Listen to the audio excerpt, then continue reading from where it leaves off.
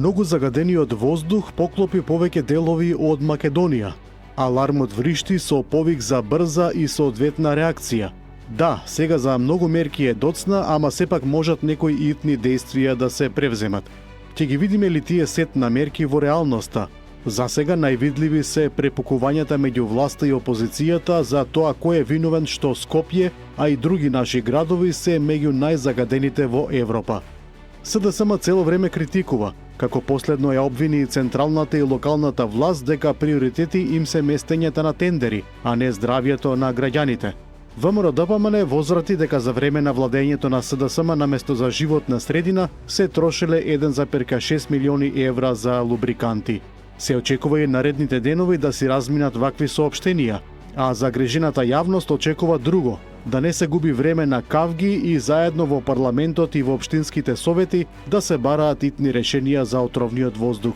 Загадувањето на воздухот не треба да го загади и политичкиот живот. Напротив.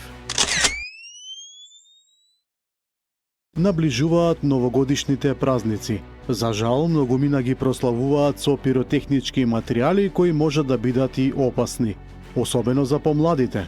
Поради тоа од МВР во соработка со Клиниката за пластична и реконструктивна хирургија во тек е спроведување на превентивната кампања "Создавај спомени без повреди, кажи не на пиротехнички средства". Кампањата се реализира во повеќе од 90 основни и средни училишта низ Македонија. Децата и младинците мора да разберат дека петардите носат голем ризик. Како последна опомена, пред 2 дена стигна веста од Хрватска дека во Осијек на 9-годишно дете му експлодира петарда во раката поради што мораше да му се ампутираат 2 прста. Затоа да се откажеме од пиротехниката. Празниците треба да поминат во радост, а не во болница или полициска станица. Засилено се работи на автопатот Охрид-Кичево. За тоа посведочи министерот за транспорт Александар Николовски, додавајќи дека се прават посебни огромни така наречени галерии за стабилизација на земјиштето на најтешкиот дел од автопатот, каде има многу свлечишта. Тој напиша дека за првпат во регионот на автопатот се изведуваат сложени инженерски и градежни зафати со цел да се овозможи стабилизирање на косините и земјиштето од овој обем. Се работи на пробивање на планини за косини кои што се од 100 до 200 метри за земјиште кое што постојано се спушта до главната траса. Решаваме вкупно 16 косини, од кои што на 14 ќе имаме стабилизација со така наречени галерии, нешто што за првпат ќе се изведува не само во Македонија, туку во целиот регион, каде што со армиран бетон се застанува целата планина, напиша Николовски. Премногу насилство има врз жените во Македонија. За жал, нашата земја е на 3-то место во Европа по бројот на убиства на жени од нивните интимни партнери или членови на семејството. Ова се гледа во статистичките податоци за 2023 година на Евростат за бројот на фемициди во земјите членки на ЕУ и земјите кандидатки за членство. Пред нашата држава се само Латвија и Литванија. Во Латвија во 2023 година е пријавена најголема стапка на фемициди и тоа 17 жени на 1 милион жители, додека во Литванија убиени се 10 жени на 1 милион жители. Во Македонија во истиот период на 1 милион жители пријавени се 6 фемициди. Задна се Босна и Херцеговина со 5 фемициди. Инаку македонските надлежни институции со години уверуваат дека работат засилено на намалување на оваа црна статистика во земјава. Европската Унија ја суспендирала исплатата на средства од ИПАРД 3 програмата.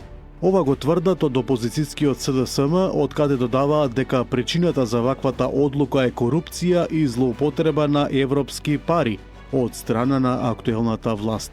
Според опозиционерите, Европската комисија ја донела одлуката за суспензија на програмата поради сомнежи за неправилности во работењето на Агенцијата за финансиска поддршка во земјоделството и руралниот развој. Од партијата потсетуваат дека директорот на агенцијата кој доаѓа од редовите на ВМРО-ДПМН беше уапсен поради сомнежи за злоупотреба на средства. Од ВМРО-ДПМН веднаш ги негираа обвинувањата дека Европската комисија ја прекинала програмата ИПАРД за поддршка на земјоделците. СДСМ лаже за да добие ситни политички поени, велат од ВМРО-ДПМН, додавајќи дека повеќе пати е потенцирано дека од страна на Европската комисија е поздравена одлуката за привремен прекин на плаќањата. Институциите работат во разрешување на случајот. Веднаш по завршување на проверките и контролите ќе се продолжи со реализација на ИПАРД-3 програмата.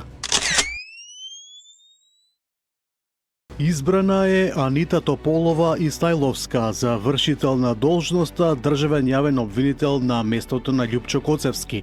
Изборот денеска го направи Советот на јавни обвинители на седница на која Тополова Истајловска беше единствениот предлог за оваа важна позиција во правосудниот систем на Македонија. Таа ќе биде вршител на должноста се додека не се избере нов државен јавен обвинител на јавен конкурс. Анита Тополова Истајловска првпат е избрана за обвинителка во 2009 година, во 2013 влегува во вишото обвинителство, а по 3 години е унапредена во републичка обвинителка и заменичка на тогашниот државен јавен обвинител Марко Зврлевски. Македонски железници ќе го обновуваат возниот парк. Европската банка за обнова и развој дала зелено светло за одобрување на кредит од 20,9 милиони евра, а предлогот за задолжување веќе е доставен во собранието. Ке се набавуваат 5 нови електрични локомотиви, а рокот на отплата на заемот е 15 години, со вклучен грејс период од 4 години. Од предпријатието информираа и дека ќе бидат потребни и вагони, затоа што од вкупниот број на товарните вагони, кои изнесува 1382, со важечка ревизија се 510 вагони.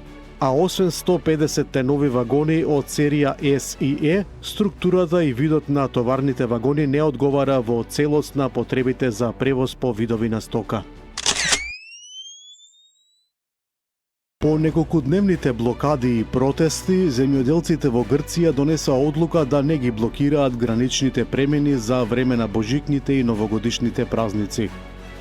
Земјоделците привремено се откажале од блокадите со цел да не се создава дополнителен проблем во периодот на зголемена празнична фреквенција.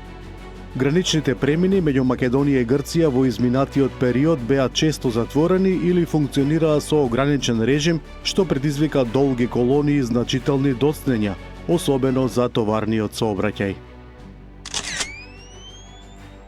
Во експлозив скриен под автомобилот, утрово во Москва беше убиен генералот Фанил Сарваров, еден од поблиските соработници на рускиот претседател Владимир Путин. Тој ги водел оперативните обуки на целата руска армија, а експлозивот се активирал кога го стартувал моторот на своето возило на паркинг во населбата Јасеново во Москва. Спасувачи го извлекле генералот од смачканото возило жив, но тешко повреден. Починал на пат кон болница. Рускиот истражен комитет отвори кривична истрага за терористички чин. Украински, руски и европски делегации беа во Мајами во текот на викендот за продолжување на преговорите за прекин на војната што почна пред околу 4 години.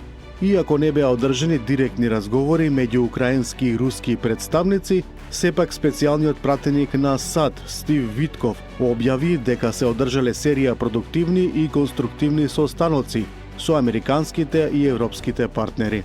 И рускиот преговарач Кирил Дмитриев преговорите во Мајами ги опиша како конструктивни, но ниту една од вклучените страни не откри дали е постигнат вистински напредок.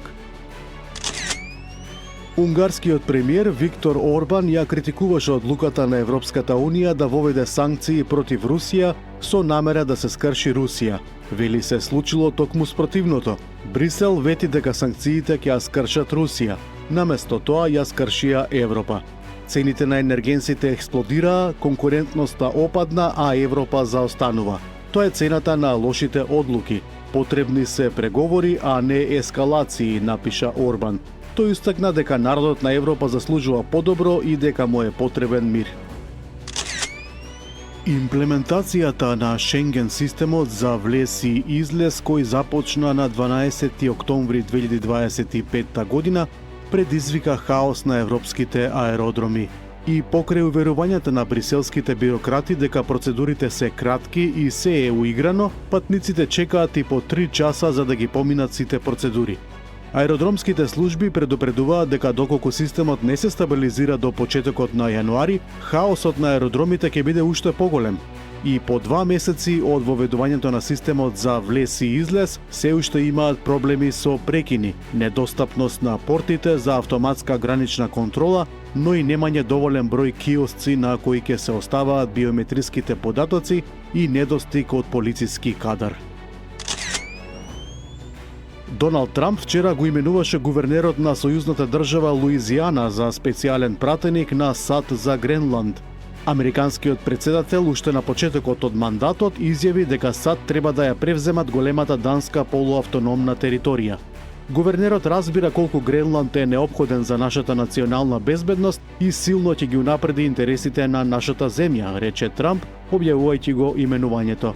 Неодамна подпредседателот на САД, J.D. Венс, ја посети американската воена база на Гренланд и ја обвини Данска дека малку инвестира на островот. Данска остро се спротивставува на замислите на САД, со кои се сојузници во рамките на НАТО.